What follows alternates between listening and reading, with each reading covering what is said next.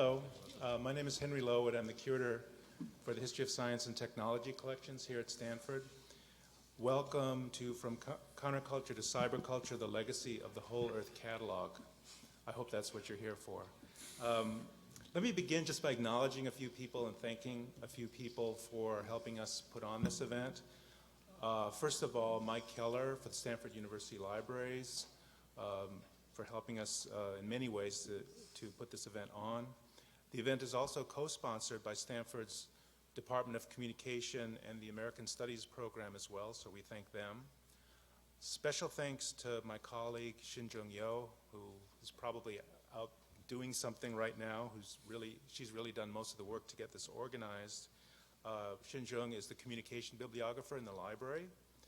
And also, very quickly, I'd like to thank Elizabeth Fischbach for the poster design, Colin Volmuth, my assistant, for organizing the AV and the videotaping, and also to James Jacobs and Rose Broom for assistance and support.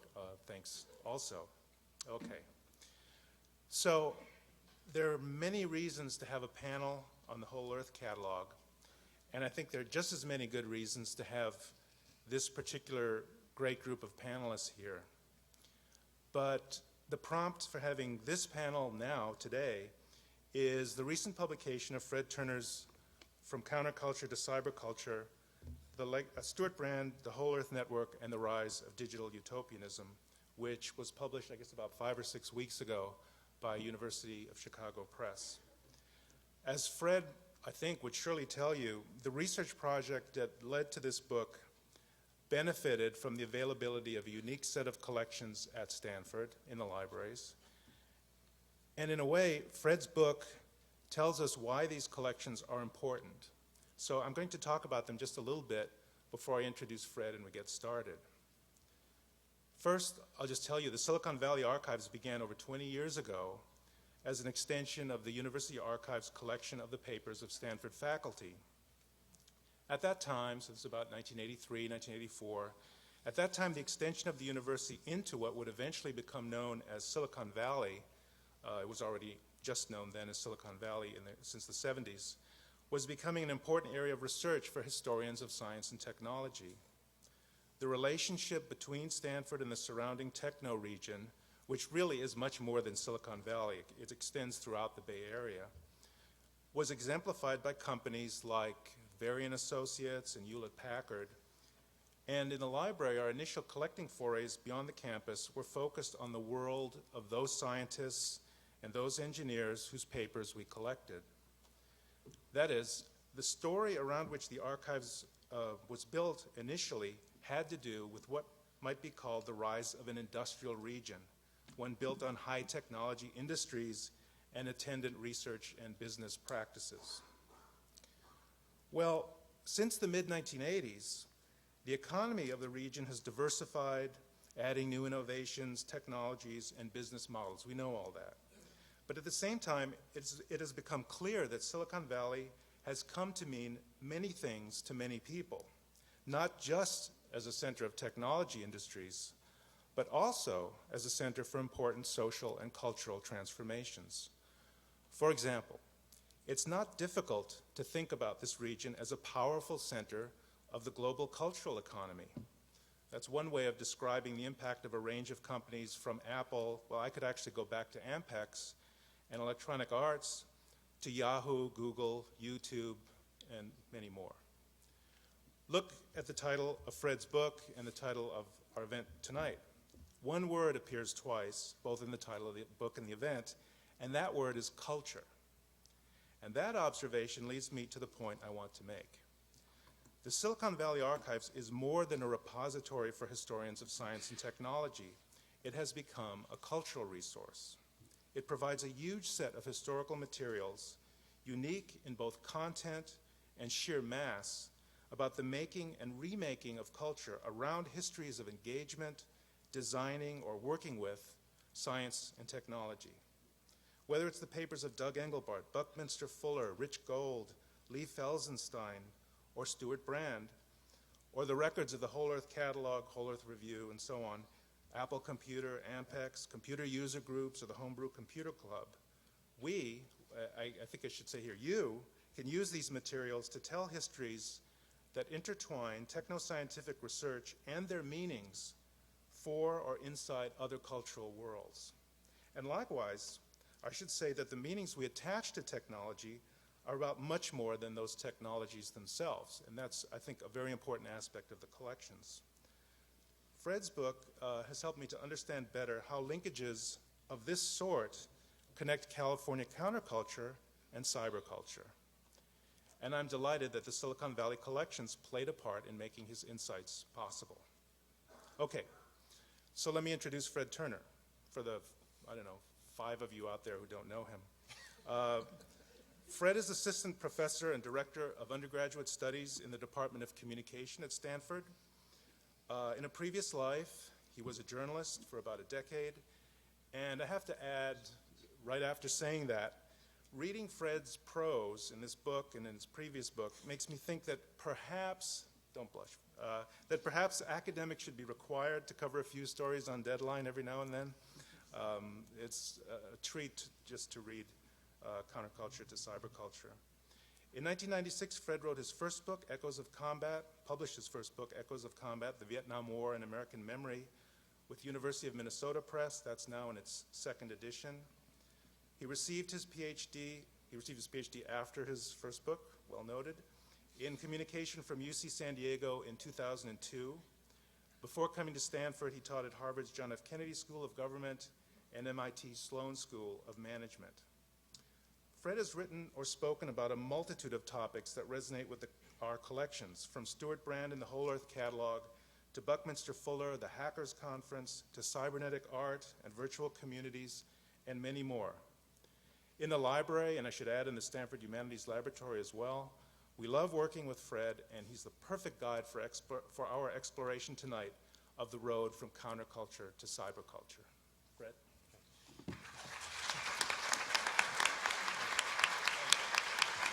Thanks. Wow. Thanks, Henry. I am blushing. I appreciate that. Thank you.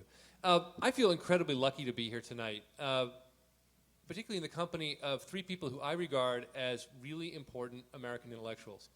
Now, it may sound a little funny to say American intellectual in this context, but I want to go back to something that Stewart on my left said to me the first day we met. I was interviewing him. This is now about 4 years ago. He was trying to explain to me the difference between West Coast intellectuals and East Coast intellectuals. And at this point, I was coming to him from Boston. He said, Fred, in the East, an intellectual is somebody who writes things and says things. And the product is a book. Out here, we do that too, but we also build things. And what strikes me as a sort of unifying force across the lives of the 3 men to my left is a powerful contribution to American intellectual life, not only by writing books, all of which all 3 of them have done, and all of them have written books that have had a powerful impact on how Americans think about a range of topics, but also by building things. Building artifacts, building objects, building organizations, building social networks, building electronic networks, digital networks, which in turn have served as models and examples for a new kind of social world. I think that's a powerful contribution to American life. I'll say just a word or two about each person in turn, and then I hope we can jump right into the discussion. Stewart Brand, to my left, is the founder of the Whole Earth Catalog, winner of the National Book Award for the catalog, but also the co-founder of the Global Business Network, the co-founder of the Whole Earth Electronic Link, the WELL, the first place that I'm aware of that the words virtual community began to be used in earnest. Now a co-founder and leader of the Long Now Foundation, and I'll let him say a little bit more about that. A person who's had an influence in the fields of ecology, in the field of architecture, arguably in the field of cybernetics and systems theory, and very much in the world that I probably am the most familiar with in thinking about the social impact of computing. That's an astonishing range of intellectual contribution. To his left is Kevin Kelly. Kevin Kelly was an editor of Coevolution Quarterly. I hope to hear more about that in a few minutes. Was before that an editor of the magazine and the journal Walking, and has gone on to write in his own right some very influential books. Out of Control was one. New Rules. Thank you. This is a really embarrassing place to have a middle-aged moment. Thank you. New Rules for the New Economy. I knew I should have written it down. and was, among other things, the founding executive editor of Wired magazine. And finally, to his left is Howard Rheingold, the first person to ever use the words virtual community in print. And 3 librarians and I have looked to disprove this claim, and we have not. And they were used in 1987 in the Whole Earth Review, the first journal that I'm aware of to cover computer-mediated communication in the sense that we now understand it as a deeply social phenomenon. Howard has written a book on that theme, Homesteading on the Electronic Frontier. He's written another book more recently called Smart Mobs. Before that, wrote books on thinking machines and one on creativity with Willis Harman. Has also started Electric Minds, and is a very active thinker and doer here in the Bay Area. With that, I want to just give one quick overview for folks who may not be completely familiar with the Whole Earth as a network. I think we're often familiar with Whole Earth publications, and in fact, there are some copies of the Whole Earth catalog down here on the stage. Are they still there? Yeah, would somebody just grab one? Those are for passing around. Those are just, if you just pass those around while we have our conversation, that would be great. They're just to look at. The Whole Earth Catalog was founded in '68 by Stewart, and we'll ask Stewart a little bit more about that in a moment. But it spawned a series of networks and a series of institutions over a much longer period of time. They include Coevolution Quarterly, a quarterly magazine, science journal, social journal that ran from '74 to '84, edited first by Stewart and later by Kevin. Then the Whole Earth Review, of which Kevin and Howard have both edited issues, I believe. The Well, where all 3 had an enormous role. The Global Business Network, where Stewart again is a co-founder. And those 3 organizations, in turn, all played substantial roles in the first 5 years of Wired magazine, the years that defined Wired and defined the internet as it came into public life. What I'd like to do today, is work through this trajectory. We have only about an hour and 10 minutes or so for our discussion, and then we want to open it up to the audience. And it's impossible to cover the range of contributions on the table here in an hour and 10 minutes. But what I'm hoping to do is simply move through the arc of things that this group has done, make that arc itself visible as a kind of contribution. In order to help structure that a little bit, I've just prepped a couple of slides just to let us know where we are in time. I'm hoping we can organize the discussion a little bit chronologically. So I thought we could start with the catalog itself, up above us in 1968, and spend a little time talking about the 60s and 70s and move forward in time from there. Again, please hold your questions. We're really looking forward to them. I know there are a number of you who are part of this story who are in the audience today. We're looking forward to hearing your questions toward the end. And then we'll have a reception where we can talk together more one-on-one. I want to ask Stewart a lot of questions, but before we get there, I actually want to start with Howard on the far end. Howard, how did you, and Kevin, how did you encounter the Whole Earth Catalog? Where did you find it, and what did you think of it when you saw it? I wasn't really nomadic, but I was going around the country around the time that the catalog came out, and I think like a lot of other people at that time, it was a kind of a talisman. It was, okay, I am going to make a life for myself within America and be self-reliant.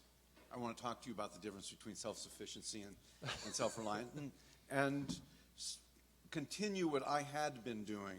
I went to a place called Reed, which was pretty much a vote for I am dropping out of the brand name game, and I want to get involved in thinking for myself. So it was among the things that I could carry, that I carried with me, it was that catalog. So I think very much like you said, it was not only a source book, but it symbolized something for me. I'm not sure that it symbolized a movement, but I felt like there were other people out there trying to do things, and this was a way to connect with them. Great, thanks. So I was in high school, and I was hitchhiking around in the summertime, and I was in Woodstock, New York, in a bookstore, and I saw this thing, and I only can recall the quote from Annie Dillard.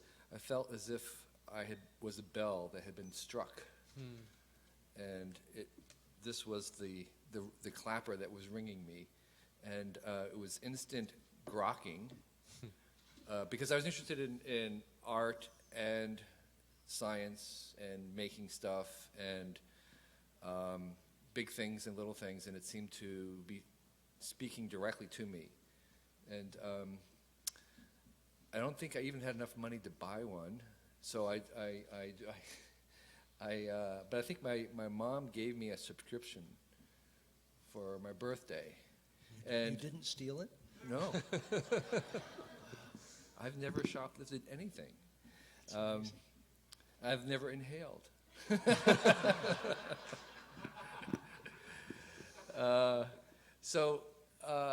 But after seeing it, it did change my life because I decided, it never said this, but I decided after reading the whole catalog, the second one or so, I got the implicit idea that I did not have to go to college. And that changed my life. That's good. So, Stewart, where did the Whole Earth Catalog come from? And how did it come about? It was one of those things that you have an idea when nothing else is going on, and Buckminster Fuller has said you've got about 10 minutes to act on an idea before it evaporates into the cosmic horror. I happened to be on a plane coming back to California from Illinois, where we just buried my father. And my sense was that I was now going to need to take responsibility for money which he and my mother had invested in my name. And I was, late 20s. And so I thought, well, I actually have to do something. And the idea that came to mind was to help my friends who are all in communes. My glib version of this later was this was a way to be of use to communes without actually having to live on one. And I had lived on a few by that time and knew why I didn't want to, but I also knew why it was worth trying to push that set of social, cultural, and in some ways political and economic experiments that were going on. And the catalog basically came in one fell swoop as an idea. It had a couple things attached to it, like a traveling truck store that fell away because they didn't work. But the catalog part carried on. Mm-hmm. And you talk in the catalog about trying to make it a place where people get tools, they get access to tools. Mm-hmm. And could you say a little bit about what tools meant and what access meant for you in that time period? Again, I was in the thrall of Buckminster Fuller, who pretty much put out this idea that it's no use trying to change human nature. It's been the same for a long time, and if you want changed behavior, don't try to change human nature. Don't bother with politics. Go after the tools. New tools make new practices, and better tools make better practices. And so I actually had in mind what Kevin has now done with his online site called Cool Tools, which I recommend ferociously, which is mainly actual objects. There's a few books and periodicals, but what I'd found is we were so ignorant in the late 60s that basically manuals, books, how to do things, goat husbandry, was the sort of most useful tool you could get out there, and the price was right. You could get them by mail, and all the things that we were pushing as how to get easy access to stuff. I mean, the subtitle was Access to Tools. That's what we wound up pushing more of than physical gimcracks. Mm-hmm. I just wanted to, I don't want to jump ahead, but I think that point is actually really fundamental, which is that this is sort of the tool view of the world, that tools are more powerful than politics, that eventually became morphed into code is more important than law. And I think that strand of sort of the way you change science, the way you change culture, the way you change politics is through the tools, is one of those overarching connections between the hippies and the Web 2.0. Very, very much. I want to just take advantage of my position to interject one sort of scholarly point here. Between 1966 and 1973 was the largest wave of communal activity in all of American history. We've tended to forget that. Conservative estimates suggest that 10 million Americans were involved in communal living in that period. Before 66, there were, historians estimate, something between 640 and 660 communes established in all of American history. So starting in 66 and more ferociously in 67 after the Summer of Love, people are moving back to the land at an enormous rate. And one of the things that you see among the people moving back to the land and among the people like, in this case, Stewart and his wife Lois making the catalog for the folks on the land is this deep faith that if we can get the tools right, we can build a new kind of community. We can build an alternative to a world that by 1968 is pretty enmeshed in Vietnam, pretty enmeshed in otherwise socially rigid worlds. Howard, could you say a little bit about what it was like simply to be a young person in the 60s? So what tensions were in play? A lot of the folks in the audience weren't alive then. Well, that's a big subject, but I think that the year 1968, for me, the overwhelming feeling was, if it keeps going on at this pace, something is going to pop very soon. It's surprising how long things have continued past then. But if you remember 1968, Mao had cut loose the Red Guards. There was the revolution in the streets of Paris. There was Prague, the uprising. There was the occupation of American college campuses. There were the assassinations of Martin Luther King and Robert F. Kennedy. Those things just kept happening. Imagine 1 year in which all those things kept happening. And then, of course, there was a lot of LSD. So if you combine all those things, it really did seem like this drama is drawing towards its denouement very, very quickly. And overarching that, and I became very aware of this reading Stewart's papers at the library, is the fear of nuclear war. Oh, that's just the background. I was from the duck and cover generation.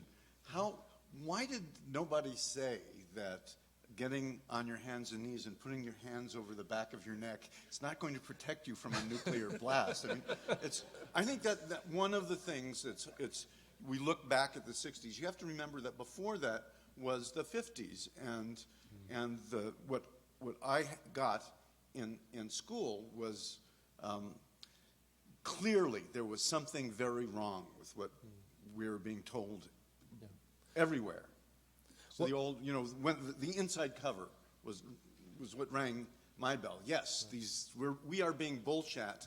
Let me begin to think for myself about this, because I can't believe what it's like a nation of Descartes deciding, wait a minute, maybe everything they're telling us is bullshit, and we have to start from the beginning and doubt everything. So one of the questions that people have asked me as I've written about you is, wait a minute, Fred, you say they were interested in tools and technology. Wasn't that the era in which tools and technology literally threatened to end the Earth? I mean, wasn't that the era in which technology was the potential endpoint? So a question that I'm sort of asking on behalf of other folks who've asked it to me is, how could folks associated with the whole Earth embrace tools and technologies at that moment in time? The best source on this is Peter Drucker's sort of memoir called Adventures of a Bystander. He has a chapter on Buckminster Fuller and Marshall McLuhan. And this is 20 years ago or so they wrote it, maybe more. It's got to be 25, 28 years ago. In the chapter, he said he knew both these people, Bucky Fuller and Marshall McLuhan is a guy who would show up in the middle of a rainy night at his door in full rant and just hold forth for hours. And Peter, the polite man, would stay up with him. But nobody was listening to these two characters, both of whom had a strong technological, mystical story to tell. And then my generation picked up on them, both of them. Took them absolutely seriously, guided our art and our idea of what the good operating principles for doing things in the world and personal integrity and all the rest of it came from those two characters. And Drucker's point is that generation, the so-called silent generation, when we were here at Stanford, we were rebuked for being so quiet, were the first to really accept and engage technology. It was the beginning of engineers becoming heroes in a different way than they'd been in the war. And you're right to make the connection with the Rad Lab in that sense, that and the technologies were everything from geodesic domes to really good hi-fis to LSD, which many people then learned how to do that stuff. This was a technology accepting generation where the new left were finding ways to be annoyed by it, and environmentalists still are annoyed by technology. They're wrong. It is their best ally. But that has been a whole thread. But the crowd I was running with, we love technology, and science and art were going to be blended together at USCO and things like that. So that's why suddenly Buckminster Fuller and Marshall McLuhan had an audience, and we were the crowd that took their ideas and ran off in various directions with them. So for me, it came through science fiction. I think science fiction is one of the most underrated influences on our culture and science itself. If every scientist would actually cite as a footnote the science fiction stories that influenced them, we'd make it into the literature, and we could actually see it. And so I think in science fiction, technology sometimes was horrible and big and awful, but often it was very humanized, and they could actually project into the future and imagine a place where there was sort of environmentally correct technology. And actually, I would say that in some senses, Buckminster Fuller and Marshall McLuhan were both science fiction writers. And I also think we forget the moon landing in 1969 was an astonishing psychic shock.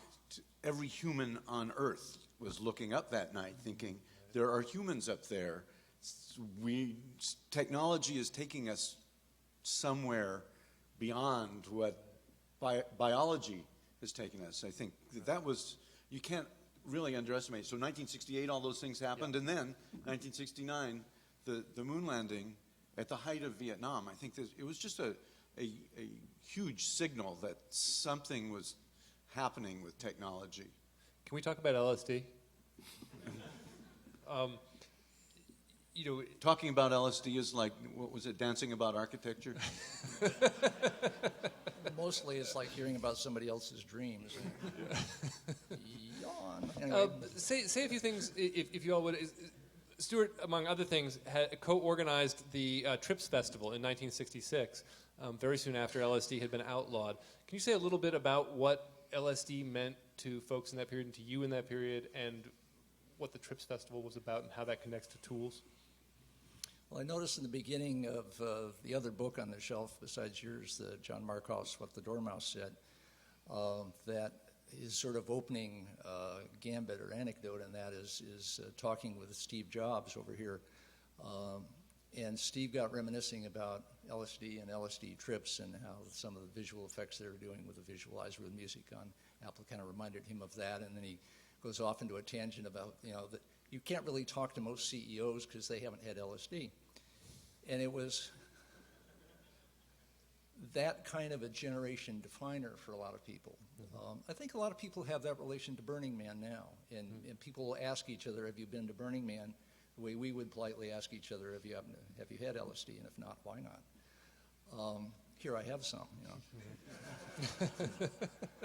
So it was a threshold. I learned all that stuff here at Stanford. They had Aldous Huxley come here when I was here between 56 and 60, and he was pushing doors of perception. He was pushing peyote, which I later had, and that whole psychedelic word was invented about then. That was one of the things I learned at Stanford. Thank you. Great. I think it's what they call an existence proof. It's sort of the inversion of an existence proof. It's a non-existence proof. It's that if I can take this little pill and everything that I had believed, including up and down, is wrong, right, and that there's a much larger possibility space, that I think removes a kind of certainty about what you believe about the world. You have to really test it. I keep getting back to this questioning your assumptions. I came into this whole story very late, and what I was able to figure out about, mostly from Kevin and Stewart's intellectual lineage, was that this magazine needed to question its own assumptions, and if you didn't really piss off some of your base every issue, you weren't pushing that far enough. And I think that was, along with the self-reliance, was if you're going to be self-reliant, then you can't believe everything you tell yourself. And I think that LSD was very much a part of that. The mantra I use these days for myself is every day I wonder how many things I am dead wrong about. The one thing I wanted to note about LSD, too, in the context of the moon landing, is that I think for some folks, it might have been, again, I've only read about this retrospectively, I think that it might have been for some folks also a key to community. I mean, when we talk about technology, Kevin said that the sort of movement from technologies for social change in the 60s to code in the 90s is an overarching theme, and I would agree with that.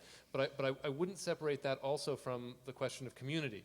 It strikes me that the Whole Earth Catalog was a technology that helped build or make visible a particular kind of distributed community, that the moon landing in some ways helps you imagine a global community, and that LSD, at least in the context of the TRIPS Festival, according to the testimonies that I've read, allowed folks to imagine being connected to one another with a kind of intimacy that they had not been able to experience in other social worlds before. Does that make sense?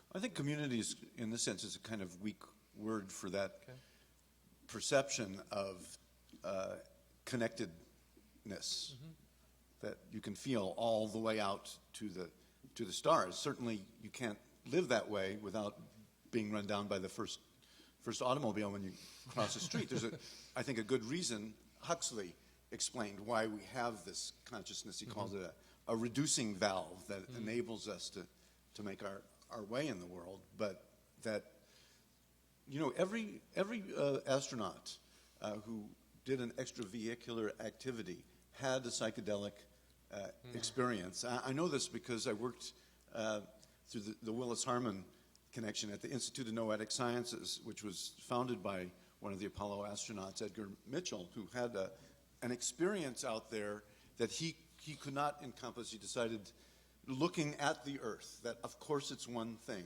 and it's connected to all the rest of this stuff. Another one I think was Buzz Aldrin, checked into a mental hospital. There was some alcoholism, but the story that Edgar Mitchell told me was that there was an air show in London where they had cosmonauts and astronauts for the first time together, and they did a publicity shot where they put him up in a two-seater plane with a cosmonaut, and the cosmonaut said to him when nobody else could hear, "Did you see God out there too?" Wow. That seems like a good moment to jump ahead. Let me say one more thing about the TRIPS Festival. Sure. I think you're right that we've done some network entrepreneuring and network forums. The TRIPS Festival was, in a sense, the only successful acid test, in the sense that it was actually quite huge. We had 3 successive nights at Longshoremen's Hall in San Francisco, and 10,000 people showed up, most of them hippies. The thing was, nobody knew that there were 10,000 hippies in San Francisco at that time. So that was a moment of realization for a community isn't the right word, but a regional generation realized how big it was and how rich it was and how much fun it was. And basically the Haight-Ashbury took off as then a community and a domain the day after the TRIPS Festival. Huh. So these kind of events, and the same thing happens with Burning Man a lot now, these kind of events are these coalescing things where you get to find out how many birds of your feather there are. Again, this is one of those moments where I wish we had hours and hours together. I want to move forward now into the early 80s. One of the things that intrigued me about this group originally was that they had an enormous impact on how we think about computing. And it's kind of a counterintuitive story. There's no necessary reason, if you think about it, that someone interested in world saving and forum building and communes in 1968 or 69 should reappear in the mid-80s as the co-founder of one of the most influential collaborative online space, or not online then, but computer-mediated communication spaces. And I'd like to ask the folks then who are here, how did you move to and why did you move to computing and computer worlds in the early 1980s? How did that happen? Start, Kevin? Well, of course, those 2 folks up there were the people who ran the well, who made it happen. But before that, I think all of us were participating online in some fashion. And for me, it became I was first online as a tourist. This was a new. I had a feeling it was a new country, and I was there simply as a tourist to see what was happening. And like everyone else, I realized that computers themselves were fairly stupid, and they didn't really do anything until they were connected up to each other, and that in that connection was everything that was powerful about them. as standalone devices. They were basically inert. And to get and connect it up through the phone lines, everything ecological, everything interesting started to happen. And so that began in the 80s. And I know Stewart had an experience with the learning Western, what's it called? Western behavioral sciences, yeah, something like that. So there was online conferences, and then there was the Eyes in New Jersey, which was an experimental place, and we were kind of fooling around. So what was attractive about that? It was virtual. It was disembodied. It was like it was a little bit like it was like an out of the body experience. And for me, that's what it was. Instead of LSD, was for me was out of the body experiences. And so here was a out of the body experience you could have whenever you wanted, and people would respect you, and not consider you crazy. And so I don't know. Howard probably came in a different way, but so making the well was just some way for us again to make something that was a little better than we had been experiencing. Howard, you're Well, nodding. I had read Stewart's Rolling Stone article, and years later read Alan Kay's 1977 article in Scientific American on microelectronics in the personal computer. And then I somehow heard that they had these computers you could write with. And I had been writing on a typewriter for 10 years by that time. And when you rewrote a lot, as I do, you had to retype the entire page after it got so scribbled up and so cut and literally cut and pasted that you couldn't do it anymore. The idea that you could move these things around on a screen was utopian, just in terms of my way of life. And I think a lot, even on a daily basis, a lot of what I do is something looks interesting, and like a magpie, I'm kind of interested in it and sort of start following it, and then later notice that I'm in a strange land. So at one point, I got into my head that the place for a writer to be was at Park, and I bugged them until I got some work writing there. Yeah. The whole Earth's connection to Park is a complicated and interesting one, and likewise its connection to Stanford. And maybe since we have him here, we can ask Stewart to say a little bit about the Rolling Stone story. Rolling Stone's story, from my standpoint, was late. This was in 1972, I guess, 73 it came out. An article I wrote called Fanatic Life and Symbolic Death Among the Computer Bums, by which I meant hackers mainly. And it was about things going on primarily at Xerox PARC and up here at Stanford AI Lab. But that was late for me because when I came back from the Army, here in 1962, for some reason I was getting a tour around the place, and they showed me into the computation center. It was over there somewhere.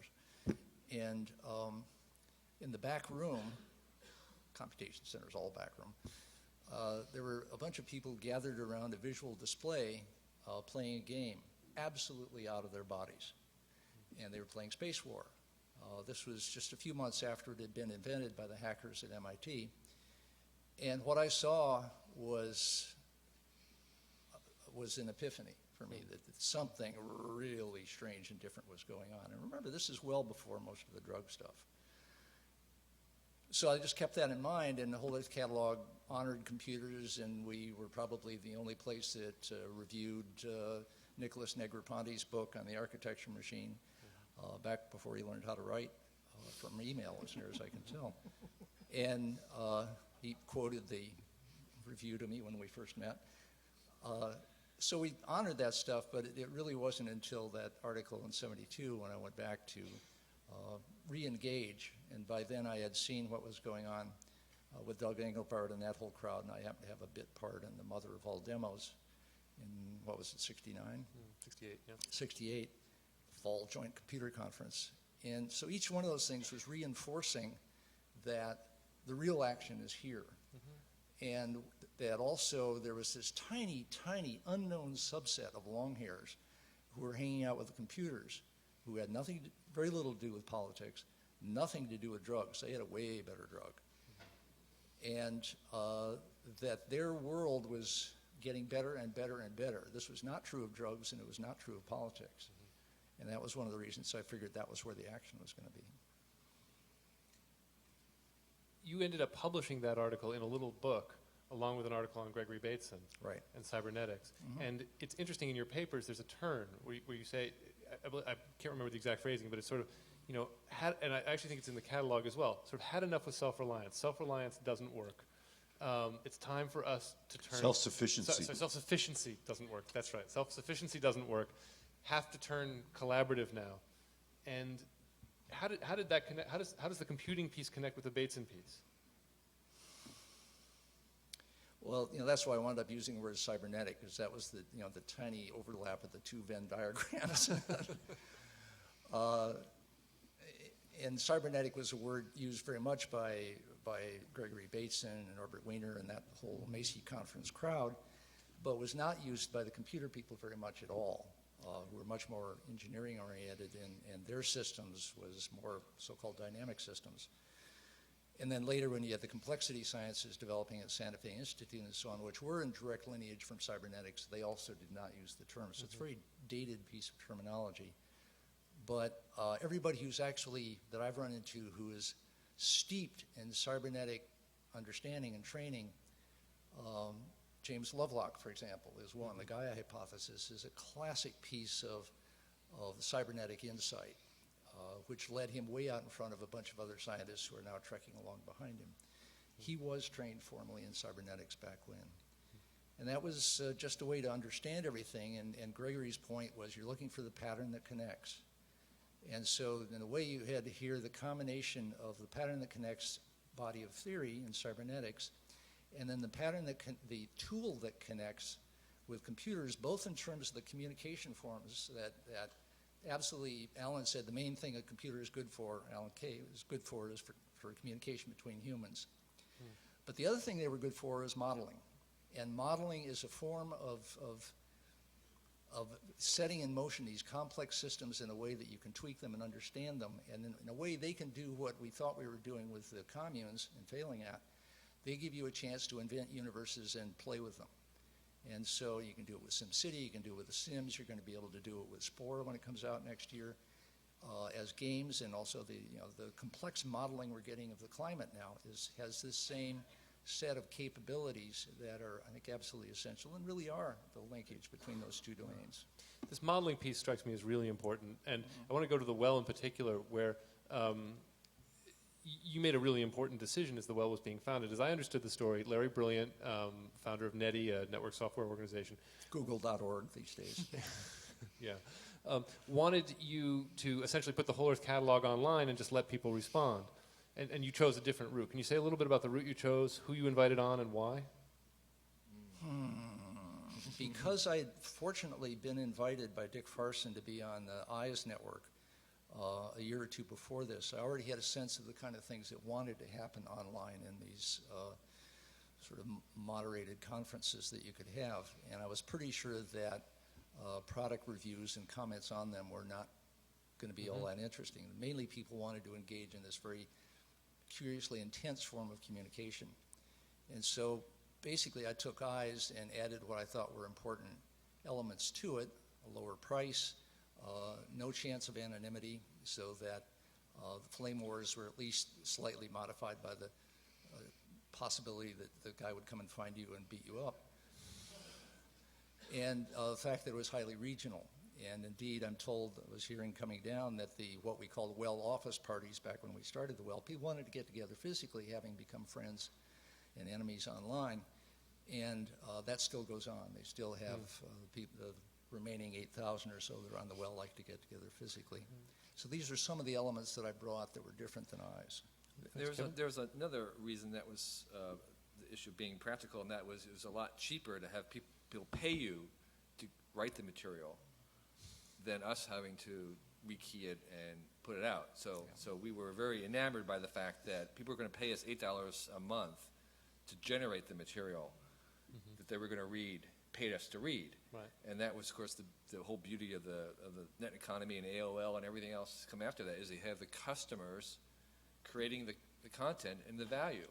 And that's slowly being realized by everybody in this sort of social networking arena of the web, which is and that we sort of very early on had that sense of cheapness, really. Some of the existing forms then, like CompuServe and the source, were on the notion kind of that this was an entertainment medium or a broadcast medium that was a little bit interactive. And the model that we took was that, look, we're basically the phone company. Our job is to sell our customers to each other. Right. And this is in the context, by the way, of, I think it was AOL, maybe John Coates can correct me, but who had the brilliant idea that they were going to actually charge their customers 25 cents a message if you send it to each other within the system. I mean, so they were pricing the communication between customers at a premium, thinking that the customers were just going to pay to download stuff.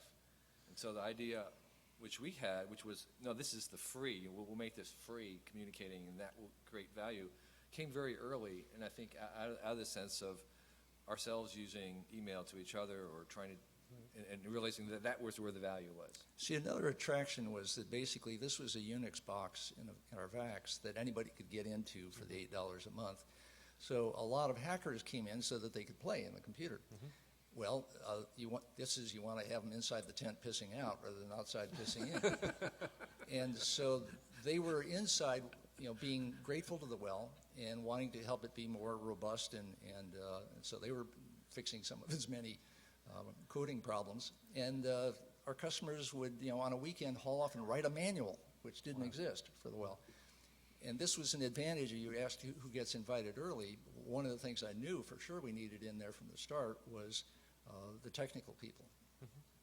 Howard, what was it like for you when you got on the well? What did it do for your world? Well, I had been exploring the online world. The source at the time I was on it, it would cost you $18 an hour in prime time. So forget it. There were these BBSs. At one point, it was estimated there were 50,000 BBSs in the U.S., mostly in some teenager's bedroom. They've dropped out of history. It's weird. They were essential. Yeah, and the Bay Area was full of them. And usually it was one phone line, so you had to wait until someone else was off before you could get on, and then there was one thread. And believe it or not, groups of people started getting together offline around that. And then when I heard about, it was actually an article in a computer newspaper that's long gone now, Microtimes, about the well that said $3 an hour. That was great, unless, of course, you're spending all day online. I immediately got sucked into it. And a friend of mine was a cartoonist, Larry Gonick, needed to go by the Whole Earth offices, and I went and rode with him. And while I was there, I went and spoke to Matthew McClure, who told me at that time some of our hosts spend only about an hour a week at it, and you get your time comped. So I thought that was a really great deal. That was, 20 years ago. Right. I think it's worth noting at this point, first off, John Coate, the man on your right up there, is actually sitting in the fourth row tonight. John, would you just raise your hand?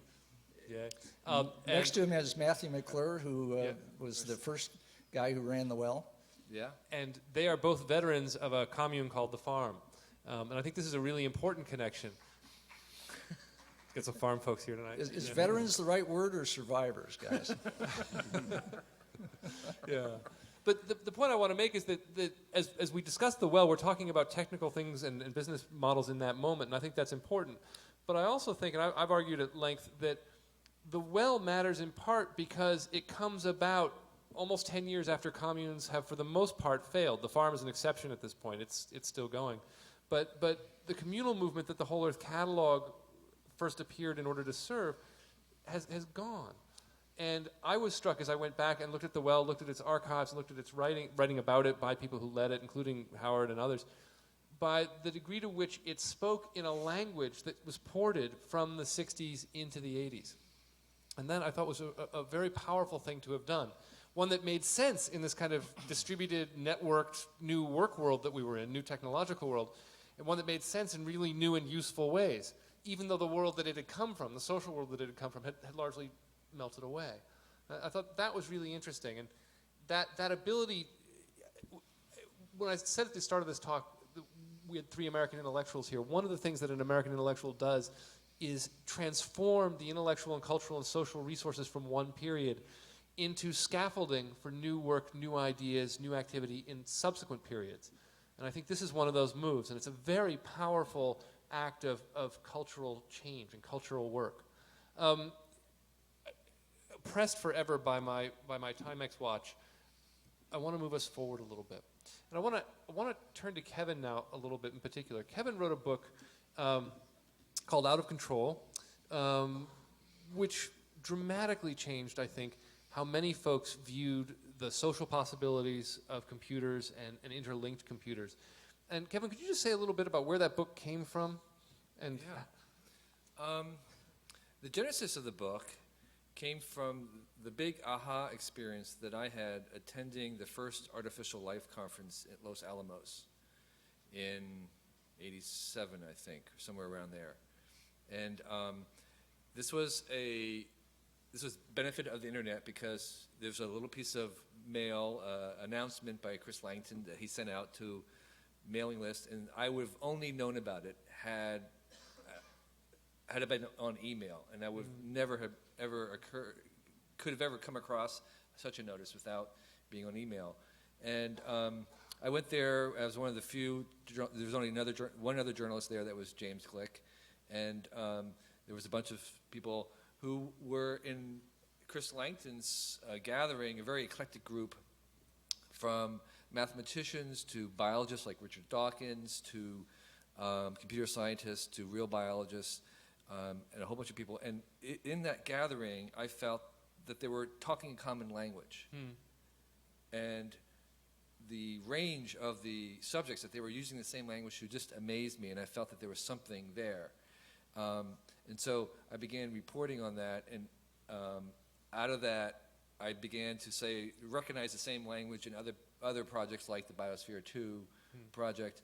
They were also using this sort of cybernetic-like language to talk about these very large systems, very complicated systems. And so it was the language that was common, and basically Out of Control was an attempt to distill some of the principles, engineering, hacking principles that they were learning. So my question always was, what are you learning about this that would help us make new things like this? So, what are we learning about an ecology that could help us make an ecology if we had to inside some virtual world? And so that's the origin of the book, and it was... Say where the title came from. The title was an act of desperation. The reason why very few people actually read the book when it first came out was because it didn't have a very good title. The title makes sense only if you kind of know what it's about. And the title came from Rod Brooks at MIT, who was one of the subjects of the book, and he was working in the robot lab, and he was trying to make robots that were as smart as insects by putting a lot of their thinking into their legs outside of the brain. So you distribute their thinking throughout their entire body, and you make them very small and fast. And the idea was that you wanted to make things fast, cheap, and out of control. That doing things that way, rather than trying to make them big, precise, and slow, and you made lots of them, and you tolerated in a Darwinian way the mistakes. And so Out of Control came out of that phrase, and it was to indicate, in some senses, this relinquishing of control that you have to have in a distributed system. And the reason why I didn't like it is because it's a negative. It's out of control, and I wanted a positive word, and there still isn't one. And I think it hurt the book because it's read more now than when it first came out. I should point out that I was on the board of the Santa Fe Institute, where a lot of this stuff was being reported. And Santa Fe Institute tended to view with alarm and often contempt books that were written about complexity theory at that time and about Santa Fe Institute. Kevin's book was not in that category. It was not only viewed with respect because it was good journalism, but with a kind of an astonishment because Kevin had taken some of the Santa Fe Institute ideas further than we had. In other words, he was seen not as a journalist but as a peer. So one of the things that's really interesting to me about the moment that we're talking about now, the moment that we could think of as being spanning the period between, 85, 86, 87, 88, and 93, right in there. I mean, I've shifted to the wired slide, but a little before 93, is that all three of you have books at this point in which you describe what are arguably model techno-social worlds. So Stewart, you wrote a book on the Media Lab, in which you described Nicholas Negroponte and his lab as a sort of model techno-social world. Howard, you wrote The Virtual Community, came out right about then, and there's Out of Control as well. Mm-hmm. And in looking back, these books seem to me to have a couple of things in common. One, a deep faith in technology as an organizing force for new kinds of collaborative societies, collaborative worlds. A deep faith that people inside those worlds can do for themselves, can initiate activity, can act in an entrepreneurial manner and make change. But also, perhaps a faith in the centers of high science. Arguably the Santa Fe Institute, though it may be edgy in some scientific worlds, I think might be a place where certainly a lot of leaders in American science are. The Media Lab would be, in some ways, an epicenter of American scientific and technological development and the inheritor of the RAD Lab. And virtual communities, while more diverse, included a lot of people who were involved in Silicon Valley development at the time. And what I'm getting at here is, and it's a question I've been asked a lot, sort of again about you, is are you rereading an emerging scientific culture in terms that have in fact been set earlier by the collaborative hopes of the counterculture in ways that mistake that emerging technoculture for something that it isn't? I would first beg the question and throw away the word faith. Okay. Faith usually implies belief in the face of contrary evidence or no interest in evidence at all. And as a good biologist trained here at Stanford, I'm way more interested in how understandings persist because they are rewarded by working pretty well, well enough, satisficingly in the world. And so the relations we were getting to science, to technology, to the community building that goes on with this was not something that we were pushing out there as a faith that other people should join, but as a success story so far that we were reporting on and enjoying, and indeed welcoming others to test that and prove it wrong or take it in new directions. Thanks. Yeah, that what you were saying doesn't quite register with me because, I mean, I, in some ways, tried to bend over backwards not to make Out of Control a testament for politics or a social agenda.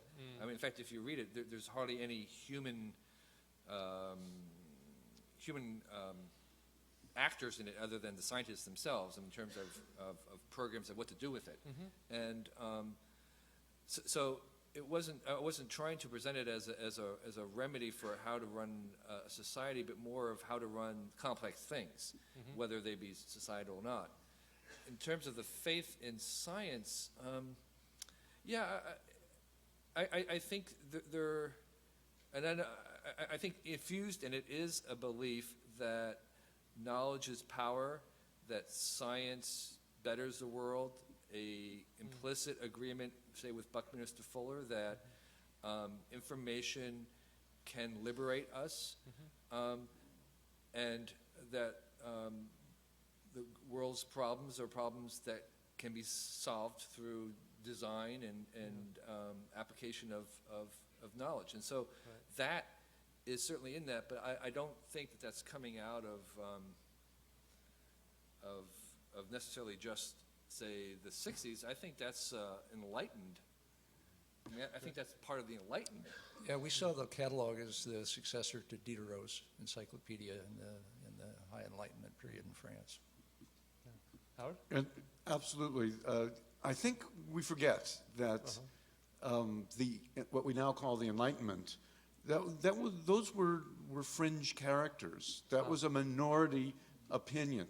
They were going against the stream. I want to take the opportunity because you warn in your book, I think quite correctly but incompletely, against utopianism. And I think obviously, the lesson of the 20th century is be very, very careful about utopianism. But I think the problem with the 20th century was not utopianism, but absolutism. It's still a problem. The question your own premises is a kind of a cybernetic check on absolutism, and the scientific method and radical doubt that's built in is supposed to be absolute. The idea that we could learn more about how the world operates and figure out that it's not the foreigners or sin or evil spirits, but microbes that are killing our kids, that was a utopian idea. If it wasn't for utopian ideas, we would still have human slavery. When you asked the question, though, what occurred to me, which I hadn't really thought about a lot before, is that actually I was interested in the human agency that steered. I think that the possibility space for the computing technology coming out of the military-industrial complex and IBM and AT&T did not include personal empowerment, and that it would not have happened if Licklider had not happened to be in an interesting niche in that machine. It wasn't that machine, it was this guy in that machine who had this weird vision about human-computer symbiosis. Then there's poor Doug Engelbart, who by that time, he'd been walking around for 20 years, people thinking he was crazy because he thought you might be able to do things with computers besides scientific computations and business calculations. So that the whole reason I wrote Tools for Thought was that in the early 1980s, the impression was that Steve Jobs and Bill Gates had invented the personal computer, but there's a very much more interesting story before that about how some people swam upstream and because they wanted a tool for themselves to think with, which I think puts them in line with the Enlightenment thinkers. And I think it actually puts them in line with what happened after Gutenberg and what happened after the alphabet, that this is a big part of human history. And we can philosophically argue about whether it was a mistake. And in fact, Jerry Mander believes that agriculture is where things went wrong. Jerry Wood. You know, if you don't mind having a bad problem, if you have a toothache and not living all that long, they lived a pretty interesting life. They had hunters and gatherers, had more time for family and religion and art, all those things that we still value. You know, I think we've probably overvalorized hackers, and you tell that story pretty well in the book. Back in the day at Xerox PARC and so on, Alan Kay pointed out there were actually two sets of people designing these systems. One were hackers, and they stayed up all night, and they had long hair, and they're kind of romantic. The others were referred to as the real people. And these were the folks who were absolutely straight arrow engineers. And they were the Bill Englishes who actually made the mother of all demos possible with Doug Engelbart. They were the folks who, all during that period, the Licklider period, the MIT period, were the ones who really, the Paul Barons, who actually created the basic tools, which then romantic, and these are absolutely straight down the line, mathematical, hard edge, narrow tie engineers. Their tools were then grabbed and run with in various fun directions by hackers, and that story is a fun story to tell, but it's only a fraction of the story. I want to, we actually, the four of us in different email contexts have an ongoing discussion about what utopianism is and isn't. I do want to note that there's a kind of practical utopianism in the whole earth world that's a powerful impulse, and I think meshes well with engineering culture. Engineering culture of the last 50, 60 years. A kind of hope to make the world better through making better stuff. Better being defined variously at different moments in time. And as we sort of near the end of the historical trajectory that I wanted to trace today, we enter into the 1990s. The internet bubble, the rise of Republican libertarianism, in addition to techno-libertarianism. And I wanted to ask you all what role you feel that the market had to play, both in that period and in this period, as a source of social change. It strikes me that, Stewart and Kevin have both acted inside the market in ways to make change. New Rules for a New Economy is very much a book that makes that argument.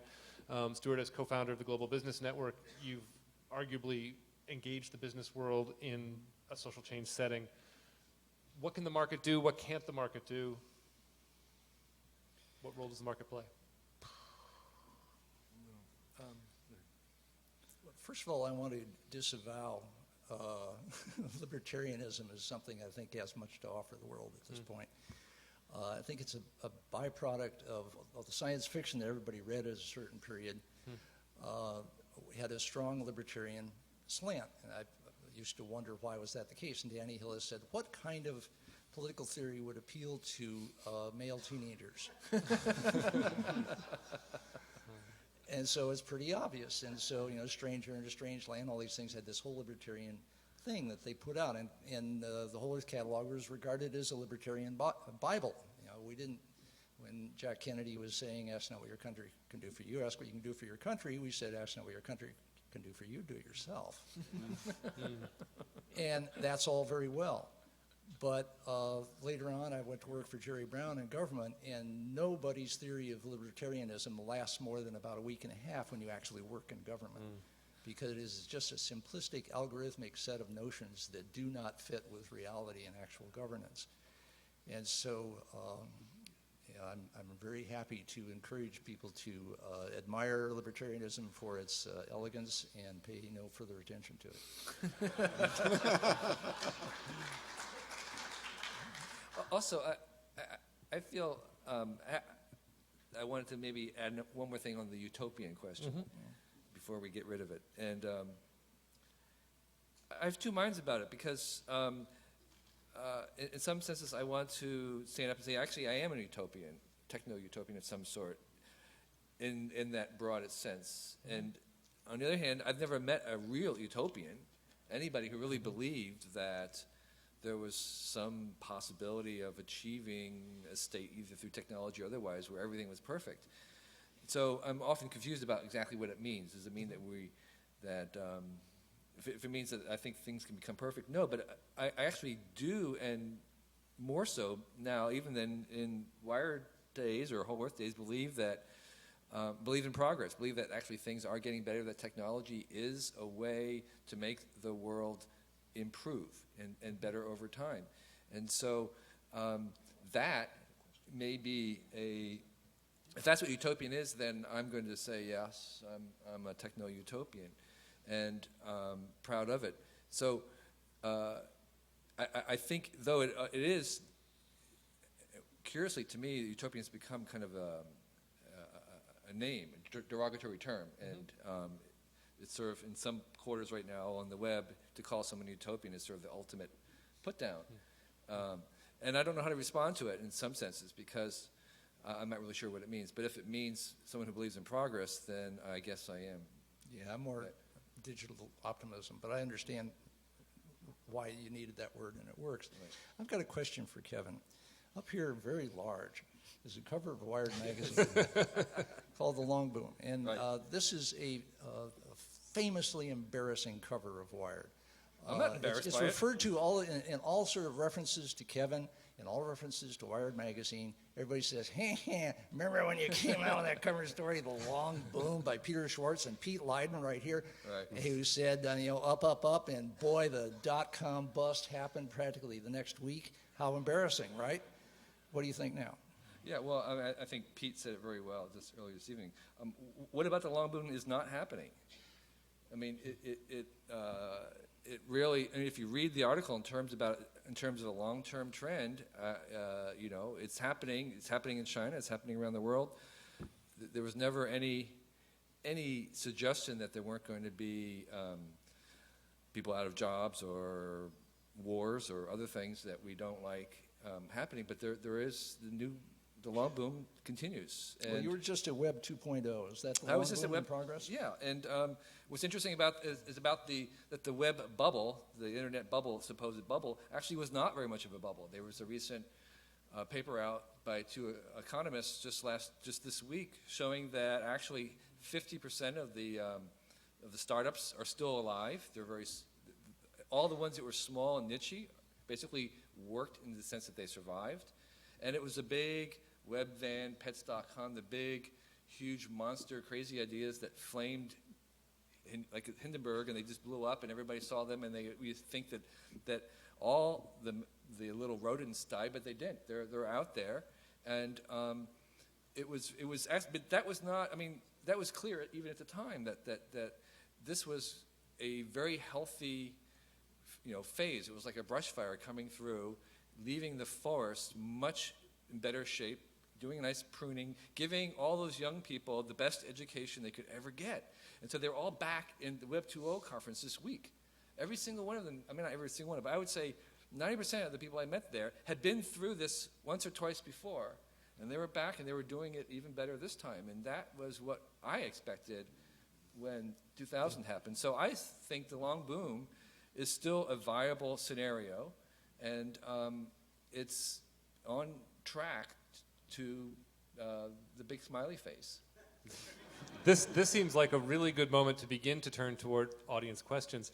Before we open it up, and I know there are a lot of folks here connected with the Whole Earth World, and I want to open it up to questions. I want to just give everybody on the panel a chance to just say a few words about sort of summing up what they think the impact of the Whole Earth catalog has been. Kevin started the evening by pointing to the trajectory of small-scale tools to which we got access in the 60s, becoming code as a site of social change in the 90s and onward. Let me just start with Howard and say, so what's the big deal about the catalog over a 30 or 40-year period? I think it connects with this long, deep strain in American culture about self-reliance. And I think the difference between self-sufficiency, which, you don't know that it's impossible until you try. Now, of course, everybody knows that it's impossible, but why not try? I think the word experiment has not been used enough to describe what was going on. It's not like there was a blueprint for a better world. It was, well, things aren't working. Let's try this. Let's try that. So my take on the general, well, first of all, I want to say I want to congratulate Fred on a great book. Yeah, I think it's a really great book. And because I think you connected the dots, and I think that you made visible that this great network of ideas, which do form their own ecology, and I think the questions that you're asking with it are really big and valuable, and I think pertinent to what's going to come next. I think the big thing happening in it is something I would call the third culture, and that is that I think what the Whole Earth was sort of engineering was a little line of American thinking that has become a center, and that is that it's neither exactly science nor the humanities. So science was about investigating things by probing them, experiment and data, and then you had the humanities. These are the great C.P. Snow, the two cultures. You had the humanities, which was sort of interested in human expression, and you investigated things by going deep into yourself, into the human condition. The third way, the nerd way, the whole earth way, the way of Wired, the way of the web, is you investigate things by making them. Okay, the science would say we investigate the brain by making probes, going deep, or we'll investigate the human mind by making art, contemplation, novels, things that would explore that possibilities. The third way, the whole earth way, the nerd way, is we'll investigate the mind by trying to make a mind. We'll investigate democracy by trying to make virtual democracy. We'll investigate the reality by making a virtual reality. So there is this, and that's what the whole earth, I think, was bringing together, was this third way of knowledge, a third way of doing things that wasn't just science, it wasn't just the humanities, it was this new thing that is now becoming global, and this wired web, all this kind of whole earth, do-it-yourself, make stuff, not a think tank, but a do-tank, that's what this is. And I think that's becoming more and more the center of the culture. Thanks. Stewart? I can't add anything to that. Let's hear from you guys. Great. We'll go to our... So we have microphones there on the side. If you'd be so kind as to use the microphone, we are taping the session. I don't know if can the microphones be passed, or do they need to stay on their stands? I think it would be easier for the people in the middle if you could pass Yeah, them. it'd be great if we could pass them. Do they detach and pass? Well, it's also easy to have people in a line. You can see Yeah, who's actually, then you there see and who's stuff. there. Yeah, actually, you know what? Line up. That'd be great. Self-organized. All right. So yeah. So I guess we'll start on that side and go back and forth. I love you guys. I just wanted to say this is such a great honor to be here and meet you face to face. And I actually saw the first issue of Wired and the first issue of Whole Earth in an archive. And my question really has to do with, I was over at Web 2.0 and I have Internet Startup. It's this whole challenge between the innovation and capitalism. It's like you have this brilliant idea and you create it and you build a tool for it and then you show it to the capitalists and they go, oh, well, it relates to something like that, or how is it different from that, or how is it different from that? And then what happens is they put money into it, then they change the idea and it no longer becomes the original idea that source or comes back to it. So I'm just wondering if you have any insight on what can an inventor in that sense do to keep the integrity of the system alive? I got pushed into all this by a somewhat nutty theory of Buckminster Fuller's that most creativity happens in the outlaw area, as he defined it, pirates at sea and so on. And in fact, that was played out for me in most of the areas that I've seen around computers and the net and so on, is people do stuff for free. They grab a new tool and they absolutely sprint off in some totally unique, idiosyncratic direction. And it's off the books. It's informal. It's not anything economic yet. And most of those things just poop out there. But some of them are actually so alive that they can survive the arrival of money. And somebody finds a way to package it. Red Hat takes a Linux and adds a few support features, and then it's a real business. That's great. I think that sequence of events is just fine. And for somebody who finds that polluting, there's plenty of room in the outlaw area to go back and create some more stuff. Take one from the other side. Hi, my name is Jonathan. It's great to be here. I'd be interested in hearing all of your comments on one thing that I find a huge tension happening now that's growing fast, and that on the one hand, the internet to me is the most powerful tool ever invented in the history of life on Earth, by far, the most powerful tool for democracy, mass communication, freedom, and development all over the world. But there's also seems to be a very fast clustering and concentration of power happening, especially with large databases like Google. And much as I like Google, I think if the government ever takes on Google, Google's going to lose. And all of that power that's in all the Google servers is going to be in the hands of the government. And as it gets faster and more powerful, it's going to be harder and harder to know how much of the reality you're finding through the web is being mediated by forces that you might never know about. I'd be interested in hearing what you have to say about that. Are you assuming that there's elements of government that are more competent than Google? No, just more evil. More evil. I don't think that's sufficient anymore. Yeah. I think it's an eternal vigilance, and I do believe that a technology is not really powerful unless it can be powerfully abused. Okay, and so the fact that we can imagine it being powerfully abused means that it is a powerful technology, and therefore we should be vigilant, but continue to maximize it. I'm not ready to be afraid of Google yet.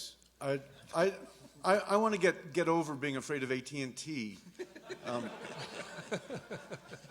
Around the time the well started, Judge Green drove a stake through its heart and cut it into little pieces and threw the pieces all around. And they have lumbered from the grave and reassembled themselves. And when these crazy computer guys thought you should send bits over circuits that found their own way, these circuit switching guys were not for it. But they have figured it out, and they've got something that I don't think we've ever seen before, which is the ability to undo the destructive nature of capitalism, in which innovation supposedly destroys older, less efficient forms by owning large chunks of governments and building the regulations into the hardwiring it, literally, into the technology. So you got, probably in this audience there are a lot of people who understand this, but you really have to be a computer geek and a policy wonk to know about network neutrality and the Digital Millennium Copyright Act. They have us coming and going, and they are, they being specifically AT&T, Comcast, cable operators, telcos, would like to go back to the cable television model. And that's, you know, my choice of broadband operators where I live in Marin is Comcast, and Comcast.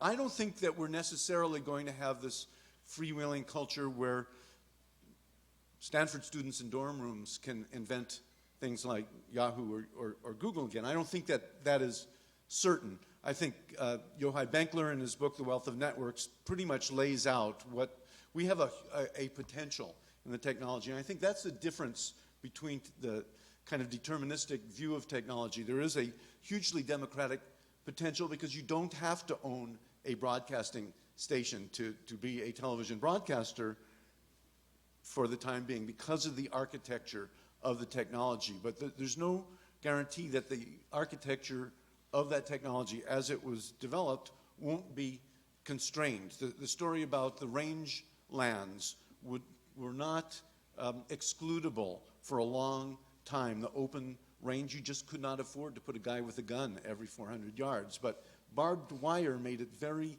easy to transform that commons into property. And sometimes transforming commons into property is a very good idea. But they now have digital barbed wire. It's being built into routers, and there are laws against tampering with it. So I'm a little worried. I want to move to the other side. I want to alert folks, the lines for questions are a little bit long, and that's great. We'll go with questions for another 10, maybe 12 minutes, and then we'll have to break, and we'll have a reception at which you can talk with all of us individually, and we'll stay as long as we need to.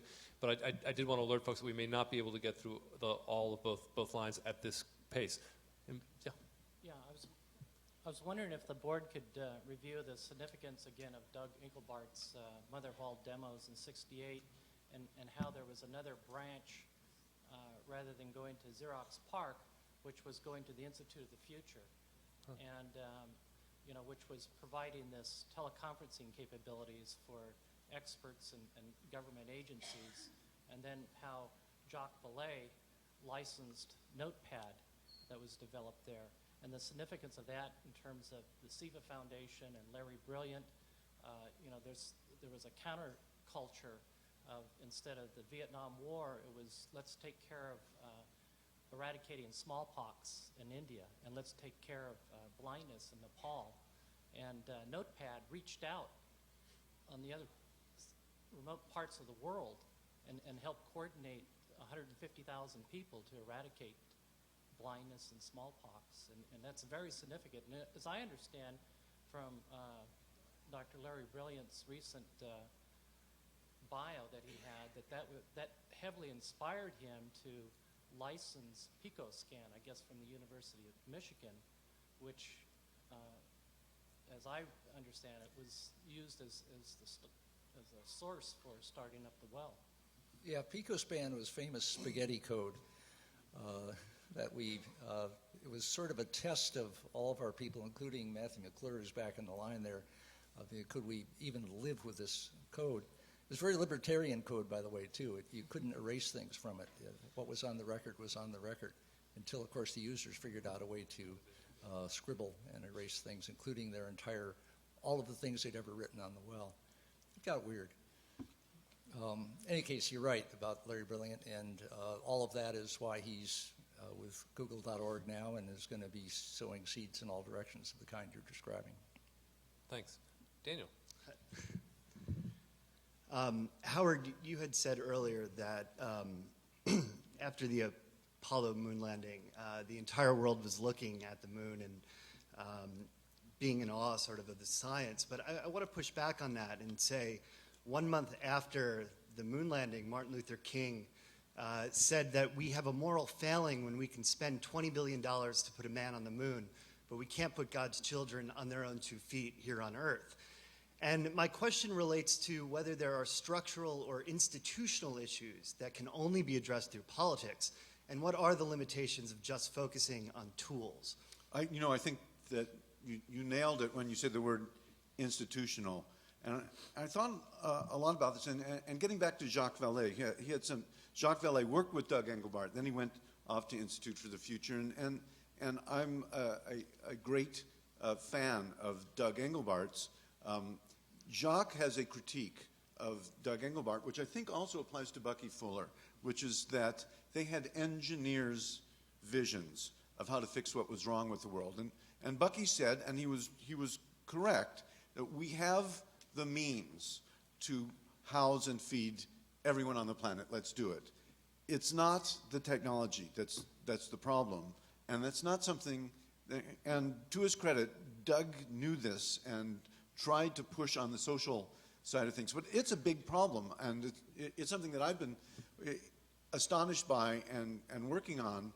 We know relatively little in a comprehensive sense about how it is that humans cooperate or fail to cooperate and organize collective action, fail to organize collective action. And there are people working on institutions, and there are things coming out of biology and ecology that connect there, but there's not really the kind of investment payoff in that kind of science that you get in developing more tangible things. So I think it is very important to understand that it's not just human agency, it's the technology, if you will, of how humans get things done that's important, not just the tools with which they do it.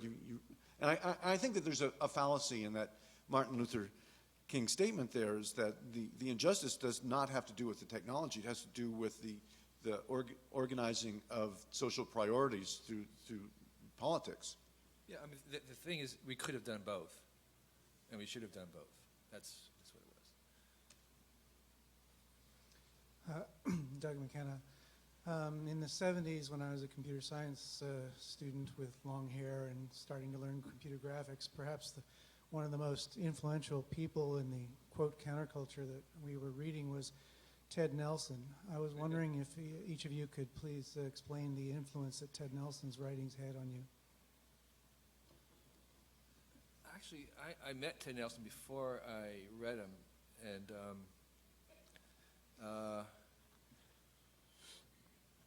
I still have trouble understanding him.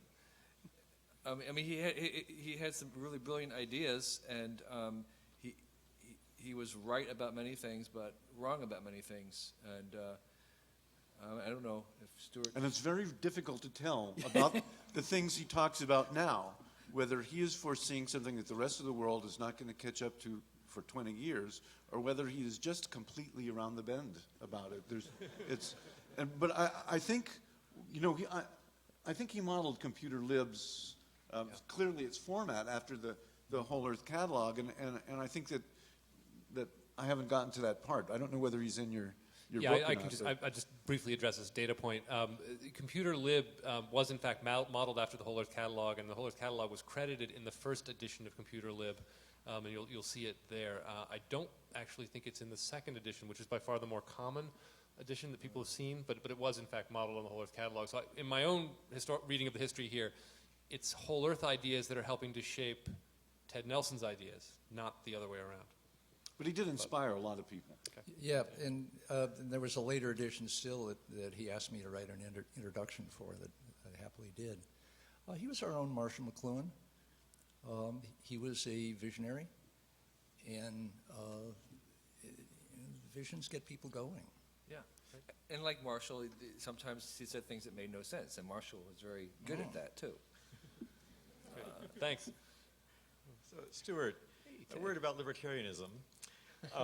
So I think what the libertarians are trying to say is that there's one area where we're not allowed to do experiments, where the experiments should be conducted, and that is in the area of legal and agreements between people. Because if you want to try a really unusual legal or communal setup, it's illegal. You can't do it. You know, the government is preventing you from doing it. And so, and you admire greatly Burning Man, and that is totally a libertarian expression there. That's what libertarians are trying to say is we need a place or a space to do these experiments because no one is doing experiments in this kind of realm. Yeah, I would never say that there's no place to do experiments. You can do it at Burning Man, you can do it in Second Life, you can do it on your block. The kind of things that libertarianism wants to experiment with are good things to experiment with. And what I would join you in doing is encouraging doing the experiments and see how they fly, and if they don't fly, give them up. And if they do fly, follow it wherever it's going. Thanks. My name's Annette Walker, and this is for you, Stewart, actually. You showed several publications tonight that you were involved in. And do you remember this one? The Energy Primer. Oh, yeah. Yeah, back in 74. Oh, my God. Wow. Back in 74, I was living on the backside of San Gregorio, not in a commune, but I sponsored a group called New Alchemy West that helped write this. And we had a geodesic dome and a fuel cell in the barn and all that. So it's been great. And your geodesic dome did not leak, right? It didn't. Oh, come on. It was actually used, we weren't living in it. Actually, it was used for a fish tank for aquaculture. Right. Fish tank, brilliant. That's a good solution. Worked well. Anyway, so tonight, you know, the main focus has been technology, the direction that you all went in communications and computers, and the value of your unique approach, you know, the whole group of you, and the brilliance in that has really impacted a lot of different things in our world today. But so I was wondering what in the area of clean energy, did this just get dropped? Have you kept involvement in that area? Because for us to see that smiley face from Wired Magazine with a smile on it, truly, I think we need to apply technology in this area, but looking at things out of the box uniquely like you all have been doing in the area we've been talking about tonight. So, Well, one of the things I was dead wrong about was being against nuclear power. And as soon as I got really familiar with what's going on with global warming, mainly because of work that Global Business Network was doing for the Secretary's office in the Department of Defense, first on abrupt climate change and increasingly on so-called gradual, which it turns out isn't gradual. It is majorly catastrophic. Yeah. And if you've seen Al Gore's movie, you've seen just the tips of the ears of how bad it can be. Right. And in that regard, suddenly nuclear power looks very good to me, so I promote it. I did not used to. Well, wouldn't it be wonderful if solar energy and others were on a Moore's law, where they got twice as good, half as cheap every year? And I don't know. I don't have a good reason why it's not, and why batteries aren't, and why batteries. If we could get them on that through technological discoveries of some sort, then I think we could have the smiley face much sooner than we are. oh yeah, absolutely. And conservation, go full on, just cut back. There's so much slack to take up in the wastefulness of the system. Yeah. Thanks. Thank you. I want to just keep the trains running. Yeah, after the first catalog, there was a marvelous party given at the Exploratorium. And I was fortunate to be able to attend. I'd written a piece for the catalog. And who are you, I thought that was a great experiment in creating a new community. And what conclusion did you draw from the experiment? I should point out that the weird thing that happened at the so-called demise party is that I brought $20,000 in cash and turned it over to the audience to decide what to do with. And that was an experiment. I had a theory about what would happen to it. What do you think was the result of that? I was really struck, particularly by the person who said, "Why don't you pass the money around so we can see what it's like?" Well, not only that, he did pass the money around. Remember, it went radiating out from the stage in great stacks of bills, and all these impoverished hippies were bug-eyed. Yeah, well, I was curious how much you got back. Something in the order of $16,000 came back to the stage. All $20,000 went out into a group many times the size of this. And at the stage, we said, it's more interesting to talk about it all in a clump, and it came back from these impoverished hippies. How's that for weird? My question was there any record made of all that, or what happened and the result of it? There are various journalistic reports. the main thing is, and Fred, you can fill in where that money went and what that meant. Yeah, the money actually was taken home by Fred Moore, who became very active in the Homebrew Computer Club. Cool. Yeah. Yeah, it's a good story. And you'll find the whole story of the parties in my book and a couple others. Yeah. So much of the anti-technological rhetoric that I see is kind of a reaction to the unintended consequences of technology. I mean, I think much of it is quite deserved, but I think a lot of the rhetoric is very focused on unintended consequences. I think your use of technology was essentially a reaction to this also, was a positive use of technology in reaction to the unintended consequences of technology you'd seen around yourselves then. You, in turn, have created technologies. Can you talk about the unintended consequences that you've seen of the technologies that you have been instrumental in creating? Well, I think it was a very small thing. On the well, we had a policy, a very famous policy of you own your own words. And boy, did that have a lot of consequences, unintended consequences, in terms of setting things in process that we never expected and probably regretted. So that's just a small instance of that. I've learned a thing we did wrong with the well, which was not technology, but was the framing of the technology. And that's that one of the reasons that Wikipedia scales so magnificently and gets bigger and better and bigger and better is that Jimmy Wales has been able to put in an understanding that not only the articles will have a neutral point of view, but that new contributors will be noticed by new people who are editing, will be noticed by the people who are already there and welcomed. And one of the mistakes I think we made with the well is that we were way too passive and sometimes off-putting in relation to new arrivals on the well. And we did not put in a rule like Jimmy did. This, to me, is an example of how you can have these self-organizing systems, but the role of active leadership, which involves getting people to do just a couple of things that they would not do on their own, is essential to these self-organizing systems, so-called actually taking off. And so the well is a negative example of failing to make newcomers welcome, and Wikipedia is an example of welcoming newcomers. At the risk of being unwelcoming, we're well over the time that we have saved. So I want to take two more questions, one from that side, and I want to end with Matthew McClure, who gets the last question in part because of all of his hard work on the well. For those who I'm disappointing at this point, I apologize, but please come speak with folks. We'll be around for another half hour or so to chat with folks and to talk individually. So, yeah. I almost want to cede my question to Matthew McClure, but I was just going to ask about kids these days. And, on the one hand, you just mentioned Wikipedia. Craigslist is another, I think, good example of sort of one descendant of the well. MySpace, Facebook, and some of the other ones. Thing is, the audience is a little older. The well is a little older.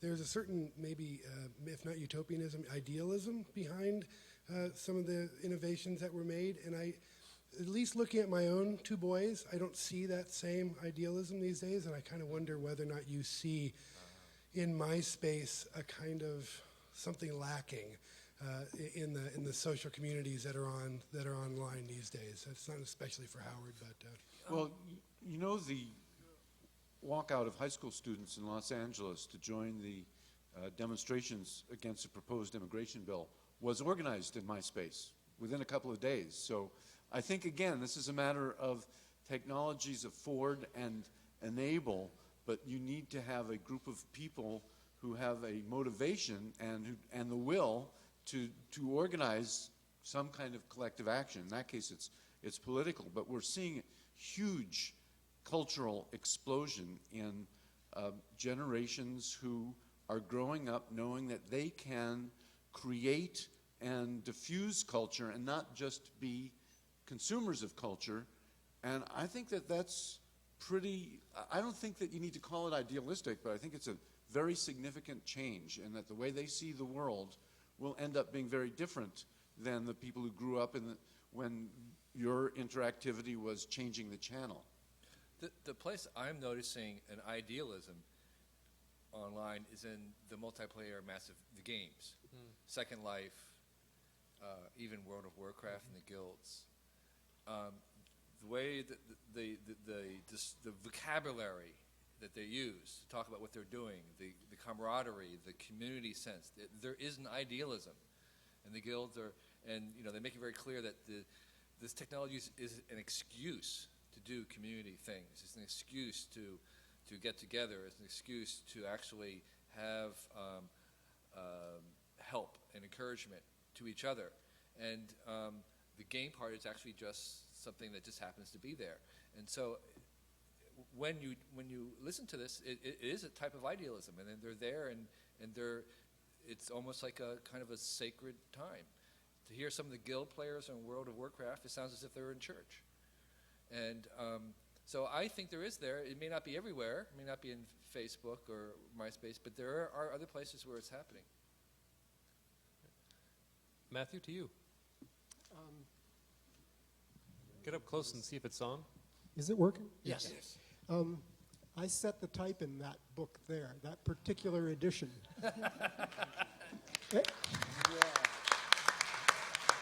Every word, if I'm not mistaken. Every word? Yeah. Wow. I was a very fast typist. I think that I was thinking about what was similar about Whole Earth Catalog and the Well, and I think that it's civility. Is what? Civility. Part of why I'm thinking that is that I was a classmate of George Bush's at Andover. The contrast is obvious. I think you learned a lot more at Exeter than he did at Andover. You may have had it before.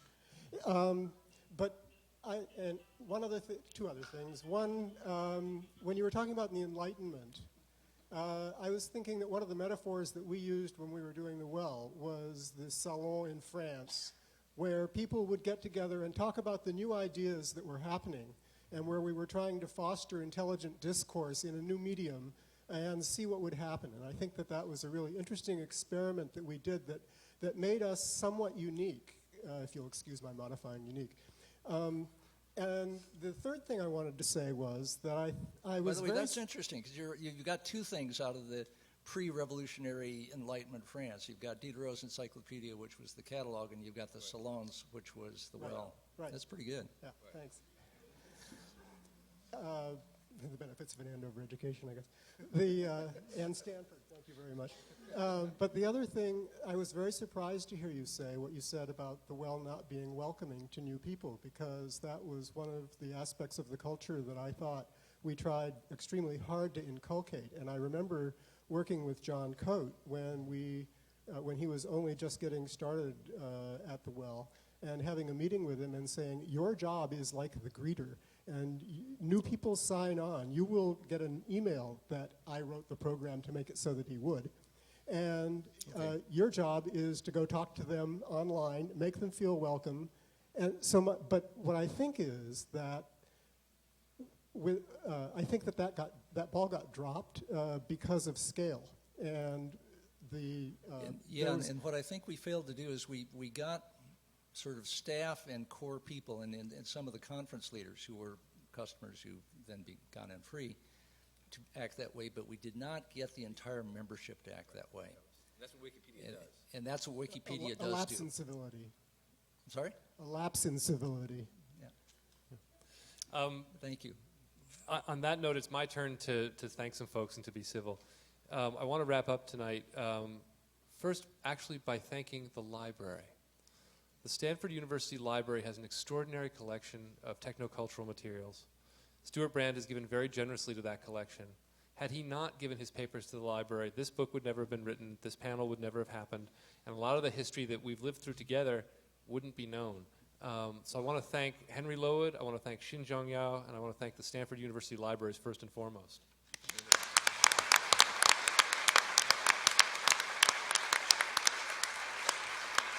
And I would add that working with Google Search and in melting some of the IP barriers around books is something that Stanford Libraries in the thick of, and all praise to it for that. Second, I want to thank the three gentlemen to my left and to the larger community, the whole earth. Writing historical books about people who are living and walking around you is a really awkward enterprise.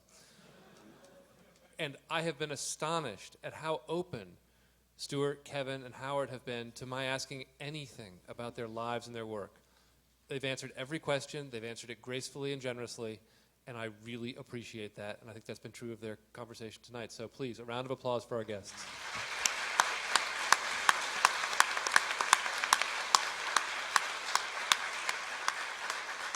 Fred, I want to offer a quick rebuttal to that.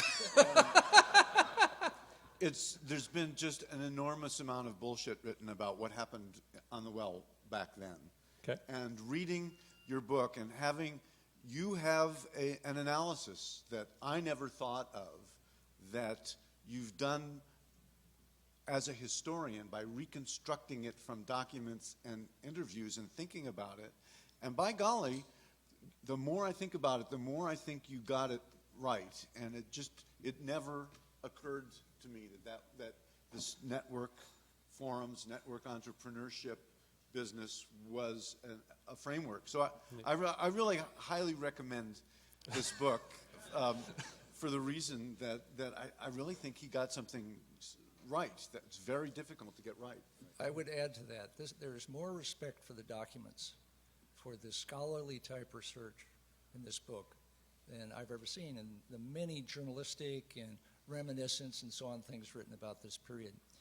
And the degree to which Fred got these things so much better than these other modes of telling that story is the best argument for serious scholarship I've ever seen.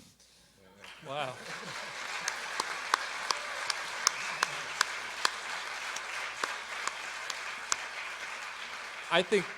Thank you. I think this is a perfect time to eat and drink together. There's food out front. Thank you all very much for being here.